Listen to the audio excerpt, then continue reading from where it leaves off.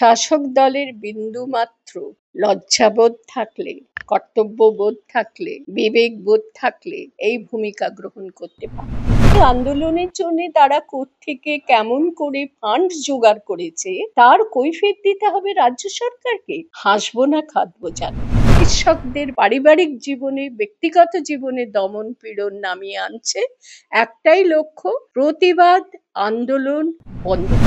Ma'am, আমরা যেমনটা দেখতে পেয়েছি, আরজি কর অর্থাৎ তিলোত্তমা কাণ্ড তো একদিকে, অন্যদিকে জুনিয়র ডাক্তাররা যে ফান্ড সংগ্রহ করেছিল সকলের কাছ থেকে, বর্তমানে সেই ফান্ড নিয়ে প্রশ্ন উঠছে, সেই টাকা গেল কোথায়?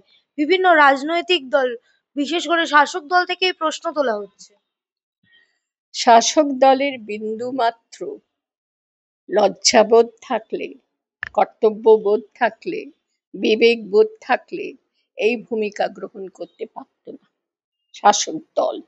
শাসক দলের যিনি প্রধান তারই নিয়ন্ত্রণাধীন হয়ে যারা করবার এসব কাজ তারা করছে, তারই নির্দেশে। তার নির্দেশ ছাড়া এখানে গাছের পাতাও বোধহয় নড়তে পারার কথা নয়, মনে হয় রাজ্যের এমন অবস্থা।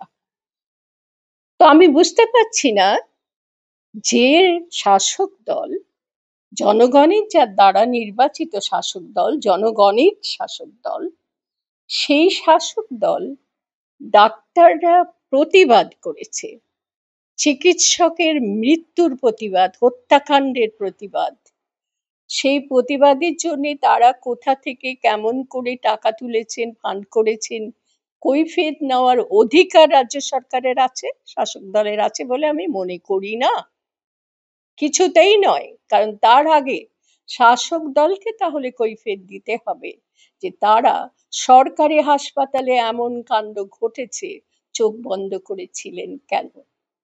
তাদেরকে কৈফিয়ত দিতে হবে জনগণের কাছে।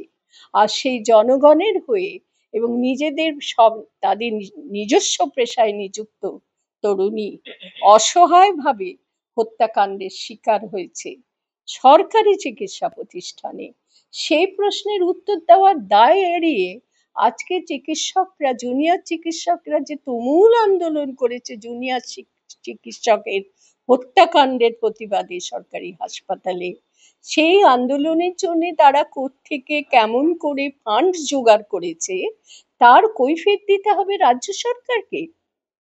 হাসবো না খাটবো জানি না, কেন কৈফিয়ত দিতে হবে, কোন অধিকারে তারা কৈফিয়ত চায়? তাহলে আজকে জনগণের কৈফিয়ত চাওয়ার দরকার যে তোমরা জনগণের টাকা নিয়ে কিভাবে, কোন পথে, কেমন করে খরচ করছো তার কৈফিয়ত দাও। তোমাদের কৈফিয়ত দেওয়ার কথা জনগণের কাছে। জুনিয়র ডাক্তাররা আন্দোলন করছে, প্রতিবাদ করছে, এই প্রসঙ্গে বলা উচিত যিনি আজকে প্রশাসনিক প্রধান, তিনি প্রতিবাদ আন্দোলনের পথেই আজকে এই প্রধানের পদে নিযুক্ত হয়েছেন, প্রতিবাদ আন্দোলন করেই। তো প্রতিবাদ আন্দোলনের টাকা তাহলে প্রশ্ন করতে হয়, তিনি যখন প্রতিবাদ আন্দোলন করতেন তখন সেই প্রতিবাদ আন্দোলনের জন্য যত অর্থ খরচ হয়েছিল, প্রয়োজন হয়েছিল, সেগুলো তিনি কোত্থেকে জোগাড় করতেন, কেমন করে জোগাড় করতেন? এত শক্তি সামর্থ্য তাকে কে দিয়েছিল যে তিনি প্রতিটা ক্ষেত্রে প্রতিবাদ করতেন? আমি তো মনে করি, আমার বিবেক, বুদ্ধি, চেতনা, শিক্ষা অনুযায়ী আমি মনে করি এই চিকিৎসকরা কোথা থেকে কত ফান্ড জোগাড় করেছেন তার কৈফিয়ত দেওয়ার কোনো দায় এদের নেই রাজ্য সরকারের কাছে। যে রাজ্য সরকার দুর্নীতিতে ডুবে রয়েছে, যে রাজ্য সরকার চুরির দায়ে অভিযুক্ত হয়ে রয়েছে, যে রাজ্য সরকার মানুষের প্রাপ্য অধিকারগুলো মেটাতে পারছে না, তাদের চাকরি নেই, তাদের খাবার নেই, তাদের বাসস্থান নেই, তাদের ঠিক মতন জীবন ধারণের উপযোগী জিনিসপত্র নেই, তাদের ভিক্ষাবৃত্তি করতে বাধ্য করেছে, তাদের ভিক্ষুকের মতন জনগণের টাকা নিয়ে সেগুলো বিলিয়ে দেওয়া হচ্ছে, মুঠো মুঠো কিছু কিছু টাকা দিয়ে কাজ দায় সারা রাজ্য সরকারের কাছে, শাসক দলের কাজ। তাহলে তাদের সে কৈফিয়ত দেওয়ার দায় তারা এড়িয়ে যাবেন। আমি মনে করি না জুনিয়র শিক্ষকরা কোথা থেকে টাকা পাচ্ছেন, কেমন করে টাকা পাচ্ছেন তার কোনো কৈফিয়ত দেওয়ার দায় রাজ্য সরকারের কাছে, শাসক দলের কাছে নেই, নেই, নেই। আমার মনে হয় না। এরা অধিকার বহির্ভূত প্রশ্ন তুলছেন, অধিকার বহির্ভূত নিজেদের অধিকার প্রয়োগ করছেন বহির্ভূত জায়গাতে, আমার স্থির বিশ্বাস এটি। কিন্তু ম্যাম সেই জায়গায় দাঁড়িয়ে টাকা নিয়ে তো প্রশ্ন উঠছেই, কিন্তু অন্যদিকে একের পর এক জুনিয়র ডাক্তারকে তলব করা হচ্ছে। একটাই উত্তর, রাজ্য সরকার স্বৈরতন্ত্রী, শাসক দল স্বৈরতান্ত্রিকতায় বিশ্বাস করে, তারা যা করবে তাই করবে। তাদের এত অধিকার কারা দিয়েছে?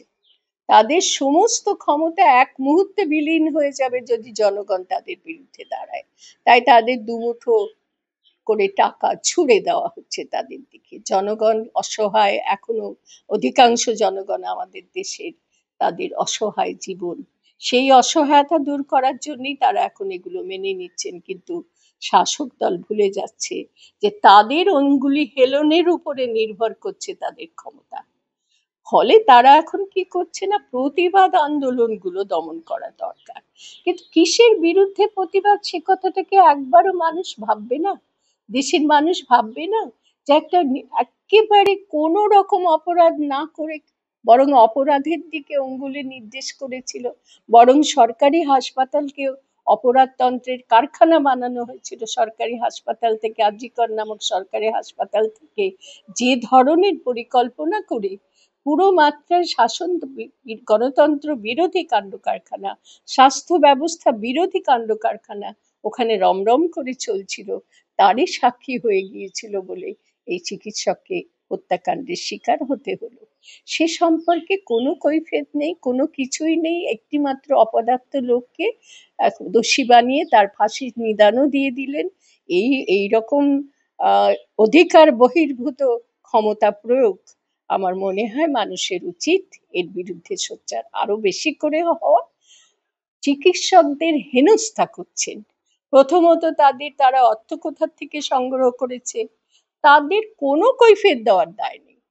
তারা যেমন করে হোক চুরি ডাকাতি করে, তোমরা শাসক দল রাজ্য চালাচ্ছ, চুরি ডাকাতি দুর্নীতি মানুষের অর্থ সমস্ত লুটপাট করে নিয়ে মানুষকে 1,000 1,500 টাকা ভিক্ষা দিচ্ছ। কার টাকা কাকে দিচ্ছ, এই প্রশ্নের উত্তরটা আগে দেওয়া জরুরি। তারপরে প্রশ্ন করো ডাক্তাররা কোত্থেকে টাকা পাচ্ছে। ডাক্তাররা রোজগার করে না, তাদের নিজেদের অর্থ নেই। যদি কেউ তাদের অর্থ সাহায্য করে, তারা কি তাদের নিজেদের সাম্রাজ্য বিস্তারের জন্য অর্থগুলো প্রয়োগ করছে? তারা তো প্রতিবাদ আন্দোলনের জন্য অর্থগুলো ব্যবহার করছে। আর প্রতিবাদটা কিসের বিরুদ্ধে? না, শাসক দলের বিরুদ্ধে, রাজ্য সরকারের বিরুদ্ধে। সেই প্রতিবাদ দমন করার জন্য অর্থের উৎস সম্পর্কিত প্রশ্ন এরা তুলছে। নিজেরা যে যার মতো করে আয়নায় মুখ দেখে, তো নিজের আয়নায় সকলের মুখ দেখে, এরাও তাই করে। এরা নিজেরা দুর্নীতিতে ডুবে রয়েছে। অর্থ সংক্রান্ত যত রকমের অপরাধ আছে তাই সেই সমস্ত অপরাধে ডুবে রয়েছে। অতএব এদের নিজেদের কাছে এই প্রশ্ন হচ্ছে, এরা অর্থ কোত্থেকে পাচ্ছে? আমাদের মতো চুরি করে এই প্রতিবাদ করছে না তো। তাই প্রতিবাদ দমন করার জন্য প্রধান দুটো পদ্ধতি এরা অবলম্বন করেছে। এক হচ্ছে এদের অর্থ সংগ্রহের উৎস সম্পর্কে প্রশ্ন তুলছে, যে প্রশ্ন তোলার অধিকার এদের নেই। আর দ্বিতীয়, এদের উপর দমন পীড়ন, চিকিৎসকদের পারিবারিক জীবনে, ব্যক্তিগত জীবনে দমন পীড়ন নামিয়ে আনছে। একটাই লক্ষ্য, প্রতিবাদ আন্দোলন বন্ধ হোক। কিসের বিরুদ্ধে প্রতিবাদ আন্দোলন? রাজ্য সরকার শাসক দলের কৃত অপরাধের বিরুদ্ধে আন্দোলন, প্রতিবাদ দমন করার জন্য এই সমস্ত প্রক্রিয়াগুলো অবলম্বন করছে। এই প্রক্রিয়াগুলো, আমার প্রথম কথা, অবলম্বন করার অধিকার তাদের নেই, তারা অধিকার বহির্ভূত ক্ষমতা প্রয়োগ করার চেষ্টা করছে। আর দ্বিতীয়ত, এক্ষুনি এগুলো বন্ধ করা উচিত। তাদের প্রধান কাজ, কেন এই ঘটনা ঘটলো, কিভাবে ঘটলো, কারা ঘটালো, কাদের জন্য ঘটলো, সেগুলো নির্ধারণ করা। আর আমি বলবো গোটা রাজ্যবাসীর প্রশ্ন তোলা উচিত, রাজ্য প্রধানের দায়িত্ব সম্পর্কে কেন আমরা চুপ থাকবো? কেন আমরা চুপ থাকবো যে তিনি তো সব ব্যাপারে সতর্ক প্রহরী। কোথার থেকে ডাক্তাররা টাকা পাচ্ছে সে সম্পর্কেও তিনি নিজেকে মনে করছেন তার কাজ সেটা বার করা। সে সম্পর্কে তদন্ত করা। তিনি তদন্তকারী সংস্থা হয়ে গেছেন এখন, এবং তাদের জীবনে হেনস্থা অত্যাচার নামিয়ে আনছেন। একজন ডাক্তারের বাড়িতে গিয়ে তো লণ্ডভণ্ড করেছে এরা। কিছু না, প্রতিবাদ আন্দোলন করতে দেওয়া যাবে না, এটাই তাদের উদ্দেশ্য।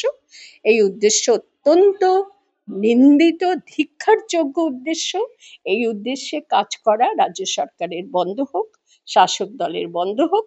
তারা জনগণের কল্যাণমুখী, এবং সেটা চাকরি দেওয়া, ভিক্ষা দেওয়া নয়। চাকরি দিতে হবে তাদের। শিক্ষা ব্যবস্থা চুরমার হয়ে গেছে, সেটাকে পুনর্বার ভালো অবস্থায় ফিরিয়ে আনতে হবে। স্বাস্থ্য ব্যবস্থা একেবারে বিনষ্ট হয়ে গেছে, ফিরিয়ে আনতে হবে। সমস্ত রকমের অভাব অভিযোগ দূর করতে হবে। এই দায় পালন না করতে পেরে অন্যদের কোথায় কে কি করছে তার উপর নজরদারি করা, তাদের অপরাধ খুঁজে খুঁজে বার করা, আমি বলবো সেটাই এক ধরনের অপরাধ। অন্যের অপরাধ খুঁজে খুঁজে বার করা, নিজের অপরাধ সম্পর্কে অসচেতন থেকে বা অপরাধকে গোপন করার জন্যে, তার থেকে মারাত্মক অপরাধ আর হয় না। এই অপরাধ শাসক দল করে চলেছে। তাদের সুবুদ্ধি ঘটুক, তারা দ্রুত নিজেদের আত্মসমালোচনা করতে শিখুন, এটাই আমার তাদের কাছে আবেদন রইল।